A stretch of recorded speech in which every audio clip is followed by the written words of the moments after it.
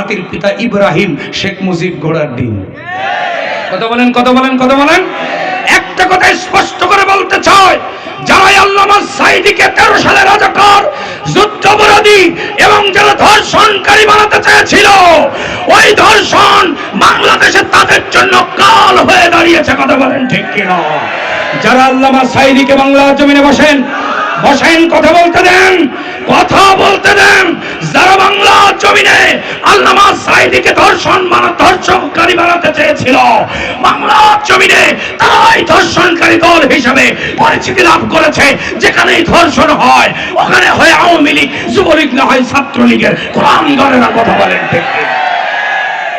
আমি একটা কথা বলতে চাই, ওরা তো বলে জাতির পিতা শেখ মুজিবুর রহমান। যেরকম নাউজুবিল্লাহ। আচ্ছা, আপনারা এখন বলেন তো ভাইরা আমার, যেই লোকটা প্রতি রাতে 333টা মহিলাকে ধর্ষণ করলো, আমার প্রশ্ন হলো ও সকালবেলা মাজা সোজা করে দাঁড়াইলো কি করি? কথা বলেন। তাহলে ওর কতগুলো সন্তান হয়েছে এবার আপনি চিন্তা করেন। তাহলে সন্তান যার বেশি সেই তো হবে জাতির পিতা। কথা বলেন, কথা বলেন। সুতরাং ওদের তত্ত্ব অনুযায়ী শেখ মুজিবুর না, জাতির পিতা হলে হওয়ার কথা আল্লামা সাঈদীকে, কিন্তু হওয়ার সুযোগ নেই। আল্লাহ বলেছেন মিল্লাতা আবিকুম ইব্রাহিম হুয়া সাম্মাকুমুল মুসলিমিন। তিনি আমাদেরকে মুসলিম হিসেবে নামকরণ করেছেন, তিনি জাতির পিতা, আর কেউ জাতির পিতা না। সুতরাং আমাদের স্লোগান হলো জাতির পিতা ইব্রাহিম শেখ মুজিব ঘোড়ার ডিম। কথা বলেন, কথা বলেন, কথা বলেন, কথা বলেন। জামাত ইসলামীর লোক ধর্ষণ করে? আরো জোরে কন। আমার দিনী ভাইয়ারা, যেখানে ধর্ষণ সেখানে ওরা।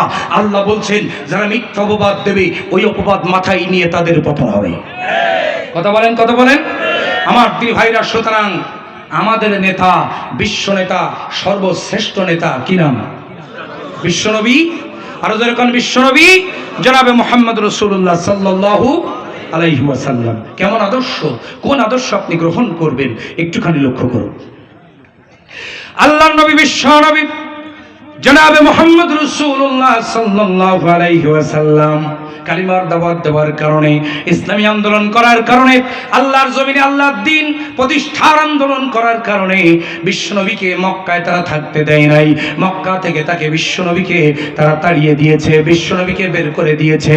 আমার দিনী ভাইরা, আল্লাহ রাব্বুল আলামিন কুরআনুল কারীমের মধ্যে সুন্দর করে বলছেন, ওয়া ইয়ামকুরু বিকাল্লাযীনা কাফারু লিয়ুসবিতুকা আও ইয়াকতুলুকা আও ইউখরিজুকা ওয়া ইয়ামকুরুনা ওয়া ইয়ামকুরুল্লাহ আল্লাহু খায়রুল মাকিরিন।